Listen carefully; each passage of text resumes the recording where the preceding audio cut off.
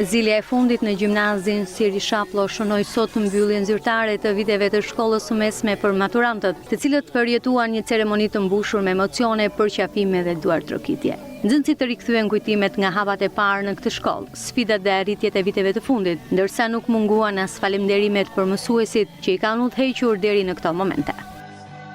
Faleminderit mësuesve që na duruan edhe kur u atestuam durimi si profesionist. Dhe faleminderit klasës sonë, sepse sinqerisht me ju edhe ditët më të lodhshme bëheshin histori për të kujtuar. Do na marr malli për gjërat më kot, për zhurmën, për batutat gjatë orës, për panikun para provimeve dhe për ato momentet kur mezi prisnim të mbaronte dita. Këto 3 vite për mua kanë kaluar si 3 ditë, edhe nuk janë thjesht kujtime si 3 ditë, por janë kujtime për jetë. Do t'ju mbaj mend të gjithëve për jetë, një nga një të 70 sa jemi.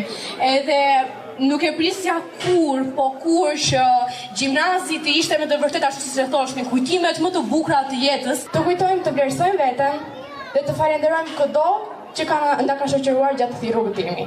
Falenderojmë mësuesit, falenderojmë prindrit dhe mbi të gjitha miqt që kanë qenë pranë nesh. Jam e sigurt që nuk kanë rëndësi arritjet, por ato çka ju keni në zemër dhe do t'i mbani. Dera e kësaj shkolle është e hapur për ju. Kujtimet që keni shkruar këtu do të ngelen për gjithmonë. Ju uroj suksese në radhë të parë në provimet e maturës shtetërore dhe në jetën tuaj. Jam e sigurt që këtë rrugtim e keni shkruar me plot besim dhe këto ëndra dhe besime dua t'ju shoqërojnë gjatë gjithë jetës suaj.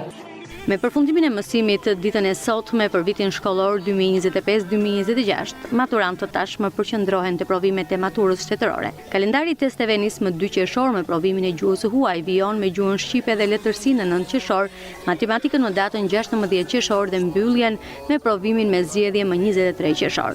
Pas kësaj faze, maturantët i pret faza e aplikimeve në universitet, hapi i parë drejt kapitullit të ri të jetës së tyre.